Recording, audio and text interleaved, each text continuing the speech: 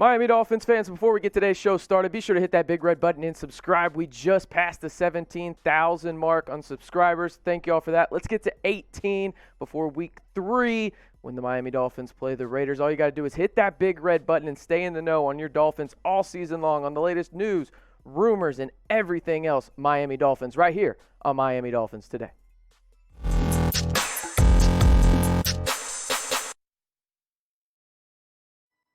Welcome into Miami Dolphins Today. I am your host, RC Maxfield, and week 2 in the NFL is upon us, and the Miami Dolphins will be facing off against one of their biggest division rivals and maybe the most hated fan base, Miami fans have in the Buffalo Bills. So before we get this show started in the preview and update you on a key injury on the defense, who you got this week? In week 2, the home opener down in Miami Gardens, who you got? Do you got Buffalo, Miami? I better be seeing a lot of MIAs down in the comments because I got 2 in the boys winning that one. A key player on the defense lands on IR. Raekwon Davis, starting nose tackle for week 1, hurt his knee early in week 1 at the Patriots and lands on IR and will be out for at least 3 weeks. And this is a big deal when it comes down to it for this Miami defense. You think about the question marks on this defense and none in the secondary, really. Maybe at the safety position in terms of, do you want Holland and McCourty in there? McCourty had a solid game against his brother on the opposite side. Linebackers are in a good spot right now. Might need 1 or 2 more when it comes down to it down the line. But the defensive line was really that big question mark, right? Who was going to step up? Was Christian Wilkins going to take that next step? Was Davis going to take that next step? And now that he lands on the IR, Davis does, this opens up a potential spot for a veteran that really hasn't done much in his career, but is a big body down there. The 32-year-old John Jenkins, 6'3", 335. I do not want to meet that guy in a dark alley if he's running at me because it is going to be like a train trying to stop. But he was good in terms of what he did in week 1 in replacement of Davis, who got injured, as I mentioned, early on in that game in New England. I like what he brings to the table, but I do expect there to be a rotation here when this comes down to it, right? I don't think Jenkins is going to be that guy, quote unquote. I think you're going to see Butler at the nose tackle position. I also think you're going to see other guys there as well. Maybe even Christian Wilkins going in and playing a little bit at the nose tackle position when they go just 3 down in the ground. But again, Davis going on the IR is critical for this defense in terms of just it allows you to mix and match a little less, and that's something that you wanted with this Miami Dolphins defensive line. You have Ogba on the outside. You want Christian Wilkins to be that, gadget type guy where he can go inside, outside, maybe even stand up a little bit, right? But with Davis gone, it really decreases your opportunity to get to the passer at an elite level. So hopefully he can come back sooner rather than later. But let me know your one-word reaction to Davis landing on the IR down in the comments below. I mean, it's a brutal loss, right? When this comes down to it, a key piece to your defense will be out a minimum of 3 weeks. But hey, at least he's not out the whole year as of right now. Got to shout out today's sponsor of the video, BetUS. The best deposit bonus on the internet resides on BetUS. This is what you need to do. Go to chatsports.com/bet. Use the promo code Dolphins125 and you will get a 125% deposit bonus on your first deposit. So go on there, deposit $100. I know you're going to do it anyway. You're sports gambling all the time. You don't even have to do it just on the Dolphins, right? There's a ton of parlays you can do. This is the perfect place to do it. Over on BetUS, go to chatsports.com/bet. Use the promo code Dolphins125. Get a 125% deposit bonus. If you put that 100, as I mentioned, down, you get 225. That's a hell of a deal. I don't think you're going to beat that, and I know you won't on the internet because it is the best deposit bonus on the internet today. And when it comes down to it, you might as well use it, right? If they're giving you free money, get the damn free money. I mean, my mama taught me that. I don't know what y'all's mama taught me, but I'm taking the free money when I got it. But hey, let me know when you do deposit that. Go in the comments and say, hey, RC, I took advantage of this great deal over at BetUS.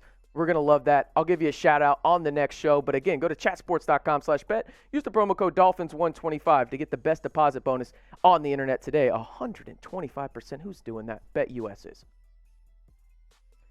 Jumping into the Week 2 matchup for your Miami Dolphins. Starting this preview off right, but, well, Las Vegas doesn't like the favorites in this one. Well, at least I don't like the favorites. It's the Bills. They had the Bills as 3.5-point favorites, which is kind of interesting if you ask me, in the sense that, well, I don't know if the Bills should be favored after what they did up at home against the Pittsburgh Steelers in week 1. And again, the over-under, that seems about right to me. But really what this comes down to for me is, how does Tua perform in week 2, right? He had a good first drive against the Patriots, was really inconsistent after that. Got to give credit to the Patriots defense. They have one of the best ones in the NFL.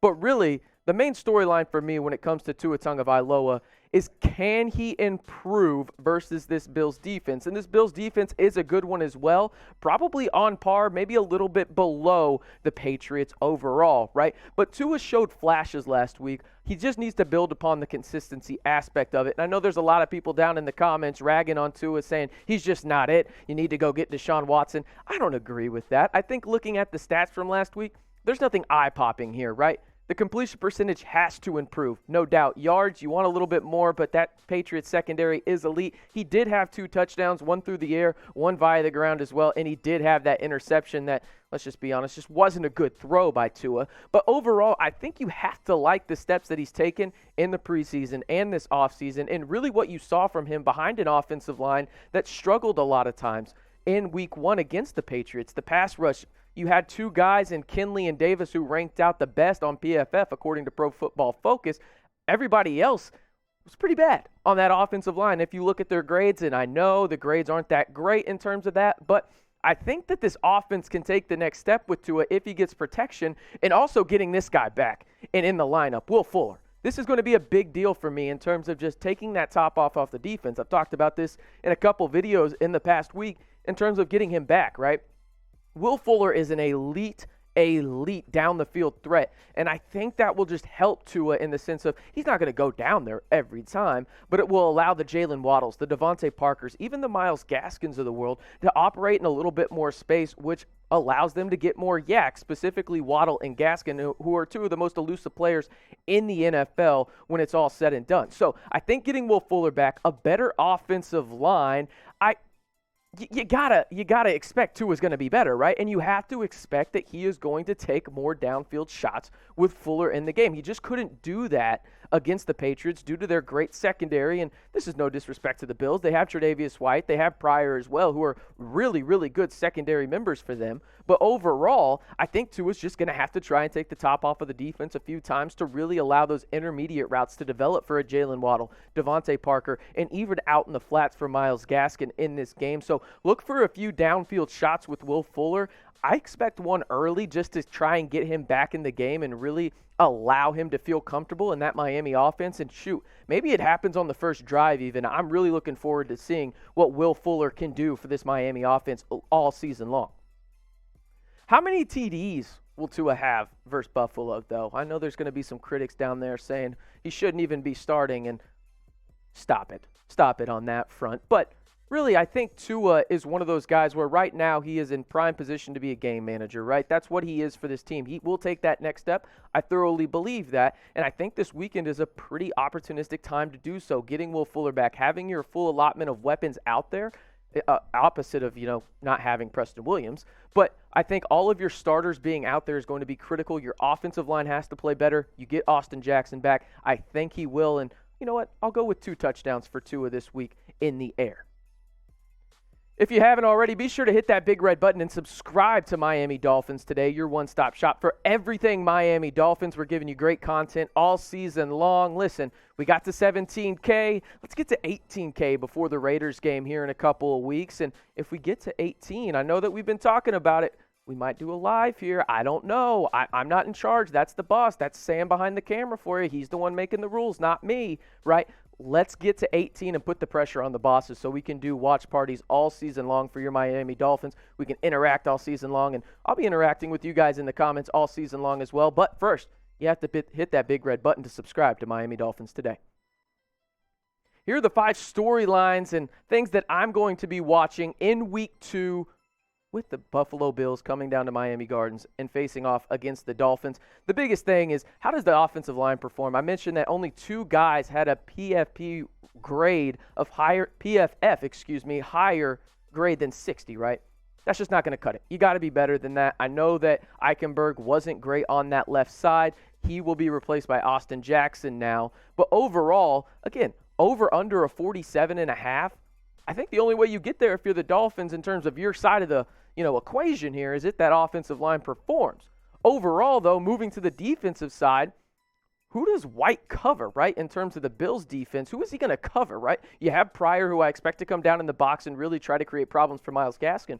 But who does White cover? Do they move him around? Do they just put him on Devontae Parker? Does that allow Jalen Waddle to be that guy that's free of the blanket that is Tre'Davious White? It's going to be interesting to see what the Buffalo Bills do there, but I do think that he's mostly going to cover Devontae Parker, maybe a little Will Fuller, but overall, he's going to stay on the outside, which I think will be absolutely critical for the success of Jalen Waddle, who I expect to have a big game in the intermediate routes and maybe even a deep shot in week 2. Now, Xavien Howard is a talking point on this as well because there's a great wide receiver on the opposite side for the Buffalo Bills, and that's Stephon Diggs. Is it going to be Xavien Howard or is it going to be Byron Jones in terms of locking him up or at least trying to? That's the matchup I'm watching this week. When it comes down to it, there's a lot of storylines in this, but this is the matchup of the weekend for me in terms of you get a Stephon Diggs, who is a top 5 wide receiver in the NFL, in my opinion, against 2 corners that are probably in the top 5. I know Xavien Howard is there, and if you want to put Byron Jones in the top 5, I'm not going to complain. He's probably top 10 if you want to just give a little wiggle room. That's going to be an elite matchup to watch all game long. I'm very interested to see if the Dolphins just keep one guy on him, or is with Stephon Diggs moving around to each side of the field, they allow Howard and Jones both to try and defend the elite wide receiver of the Buffalo Bills. Now, the next one I got is, can the offense be more consistent? I mentioned that they had that good first drive against New England, literally just went down and just took the lead up in Foxborough in week 1, and after that it was just kind of dinking and dunking and really not getting much together other than a Jalen Waddle deep pass there. It's going to be interesting to see how that works out, but for me, I think the offense is really going to be the key to this game in the sense of, can you be better than what you were in week 1 from a consistency standpoint? It's a big if, right? But that's going to be the biggest if and the biggest question mark going into this game on the offense. Can you be consistent? Can Tua have time to throw? I think he will have a bit more. I don't think the Buffalo Bills pass rush is as good as the Patriots from a unit standpoint, but it will be interesting to see if they can be more consistent in terms of drives. Last one I got for the 5 things I'm going to be watching in week 2. Can Miami pressure Josh Allen? We're talking about a guy that came in second in terms of the MVP voting last year, only behind Aaron Rodgers. I think they can, but this is going to be critical because we know Josh Allen can get out of the pocket and use his legs, and he can throw deep, probably the best in the NFL outside of Patrick Mahomes, right? But if you can make him uncomfortable in the pocket, allow him to make mistakes, I think that will go a long way in your success for the Dolphins to win on Sunday. But before we get out of here, I want to hear it one more time. Who you got for week 2? Do you got the Buffalo Bills? And if you do, type buff. I better see no buffs down there in the comments. Or do you have the Miami Dolphins? Type MIA. For me, you know where I'm going here, guys. I'm going the Dolphins. And a close one in the home opener. I think that they cover, win outright, and I think that they handle the over-under as well, going with 50 with the over-under being 47.5 right now. I got the Dolphins winning 27-23 to improve to 2-0 on the young NFL season in NFL Week 2.